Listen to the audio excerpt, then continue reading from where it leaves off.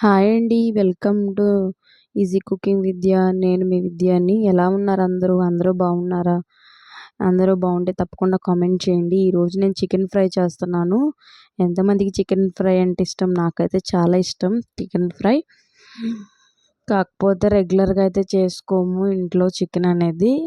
ఎందుకంటే ఎండలు కాబట్టి ఎక్కువ తినకూడదు చికెన్ అనేది. అందుకే మ్యాక్సిమం లిమిటెడ్గానే తింటాం చికెన్ అనేది. అందుకే ఈరోజు ఈ రెసిపీని మన ఛానల్లో పోస్ట్ చేద్దామని చెప్పి రికార్డ్ చేశాను. ఇలాగ చికెన్ అనేది చక్కగా చేసుకోవడానికి చికెన్ ఫ్రై అనేది బ్యాచిలర్స్కి చాలా ఈజీగా ఉండిద్ది ఈ రెసిపీ అనేది. తప్పకుండా ఫాలో అవ్వండి. నేను కూడా ఇంకో ఛానల్లో చూసి దీన్ని ప్రిపేర్ చేస్తున్నాను. చాలా బాగా వచ్చింది చికెన్ ఫ్రై అనేది. ఇందులో పెరుగు ఒకటే యాడ్ ఆన్ అనేది మనం రెగ్యులర్గా చేసుకునేలాగే ఉండిద్ది ఫ్రై అనేది. చూడండి, అందులో అన్నీ అల్లం పేస్ట్ అవన్నీ చక్కగా మనం కలిపేసుకొని పక్కన పెట్టేసుకోవడమే. దాన్ని చక్కగా 1 అవర్ అనేది నానబెట్టుకొని చేసుకుంటే ఫ్రై అనేది చాలా బాగా వస్తుంది. ఇందులో నిమ్మకాయ కూడా పిండుకోండి, ఎందుకంటే ఫ్లేవర్ కోసం.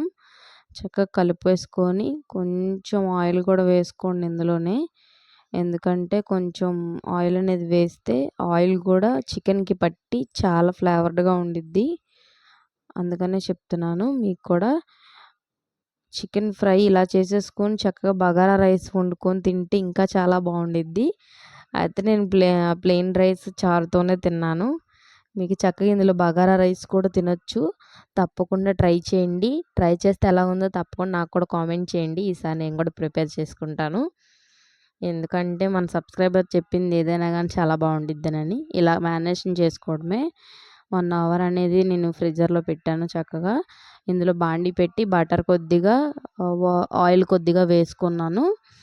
ఇవి 2 చక్కగా హీట్ అయ్యాక మనం నానబెట్టుకున్నది చికెన్ ఫ్రై అనేది ఇందులో వేసేసుకోవడమే చక్కగా. ఇందులో వేసుకొని చక్కగా సిమ్లో పెట్టుకొని దీన్ని కుక్ చేసుకోవాలి. కుక్ చేసుకుంటే చక్కగా వాటర్ అంతా ఇంకిపోయి డ్రై అయిపోవాలి చికెన్ అనేది బాగా. నేను సిమ్లో పెట్టేశాను. సిమ్లో పెట్టేసి చక్కగా 1 అవర్ పైనే ఉడికిచ్చాను. ఎందుకంటే చికెన్ ఎంత బాయిల్ అయితే అంత ఫ్లేవరిష్గా ఉండిద్ది.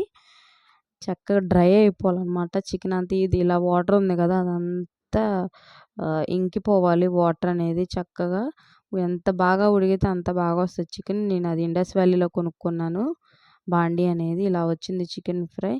తప్పకుండా కామెంట్ చేయండి మీకు కూడా ఎలా వచ్చిందో. Thank you for watching.